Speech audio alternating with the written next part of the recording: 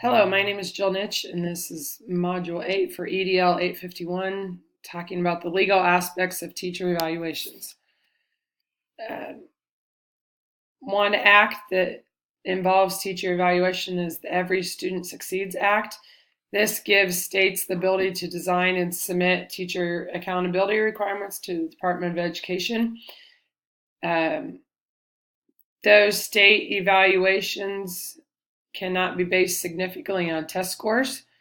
If a school district does base part of their evaluation on test scores, it can only be based off of student growth, and then that needs to be measured in various ways by school leaders. States are required to develop short-term, long-term, and interim goals for gauging school performance, not just using test scores. There have to be other things involved in it too. School officials need to be trained on how to professionally evaluate teachers and provide timely feedback.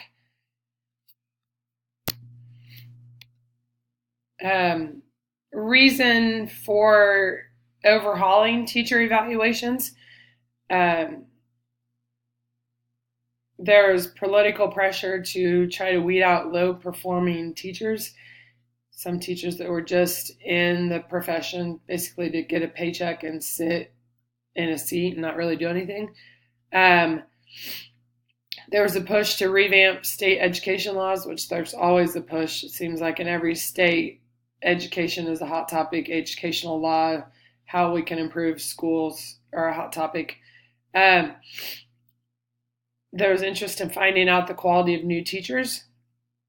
And some of the new studies that were put out showed that effective teachers helped students gain more growth than ineffective teachers. In my opinion, that's probably kind of obvious because effective teachers are going to be the ones that are using lots of different learning strategies and continually making sure that their students are grasping the knowledge that they need them to grasp. And I think teacher evaluation, what needs to be tied into teacher evaluation is always going to be a conversation topic and is going to be ever changing. Ways we are evaluated here in Pratt, there are 4 constructs that go into our evaluation: learner and learning, content knowledge, instructional practice, and then professional responsibility.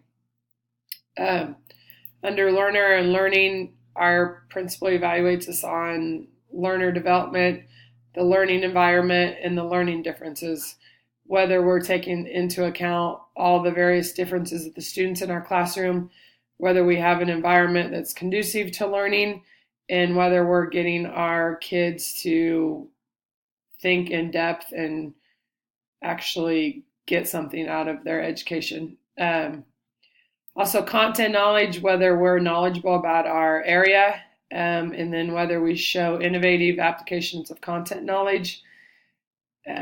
He looks at various ways that we've brought technology into our classroom, and those sort of things. Also looks at instructional practice. That's planning for instruction. Are we making our plans appropriate to our students we have in our classrooms? At our pre-conference, we have to show some sort of assessment that we use. I use rubrics. You can provide those to our principal. And then different instructional strategies. We are a big Kagan instructional strategy school. So that's definitely one thing that our principal looks for is what ways are we using Kagan structures in our classroom to strengthen our student knowledge and to make sure our students are moving occasionally and those sort of things. And then the last one is professional responsibility, reflection, and growth, whether we're trying to go out and go to professional development, whether we collaborate with other teachers in the building, what sort of outside activities are you doing for the building?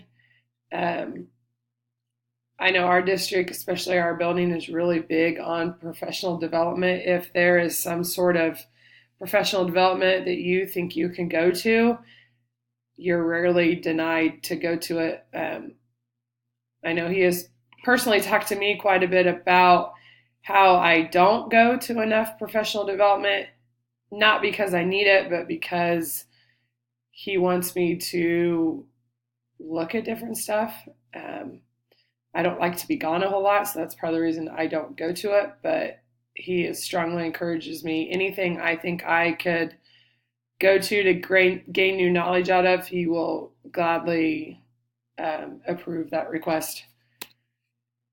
You're evaluated twice within your first 2 years. One evaluation has a pre-conference, and then both have a post.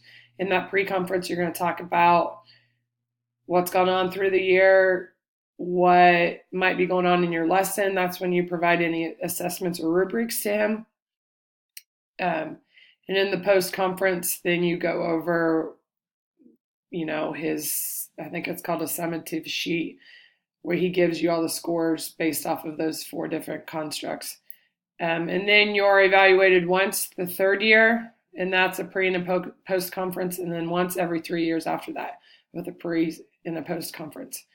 At the end, at the post conference, you're given an overall rating, and then those scores are based on those 4 constructs, and then it gives you an overall score of effective, highly effective, those sort of things.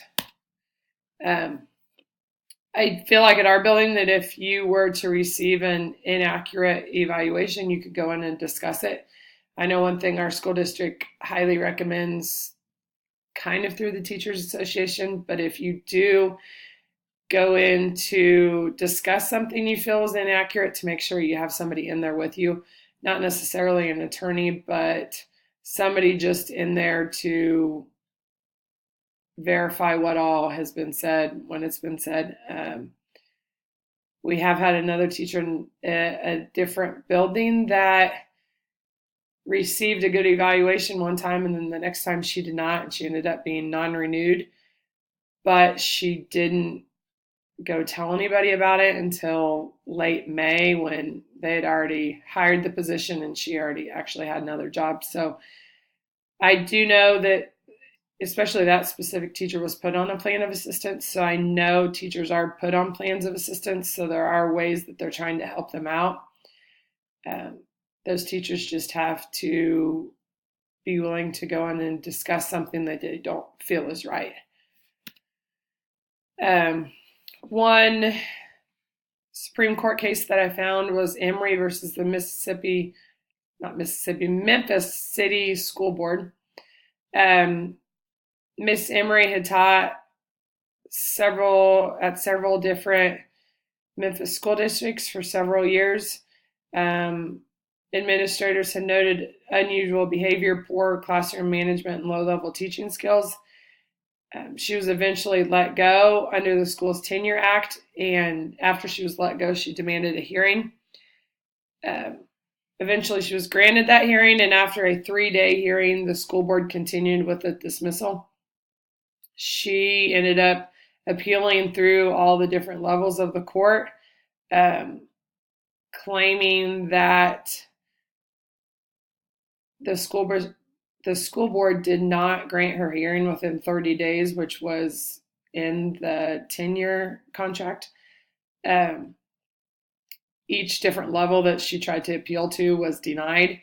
And eventually at the Supreme Court, they denied it, citing that she did not at any time during her 3-day trial with the school board bring up that she was upset because the hearing was not within the 30 days.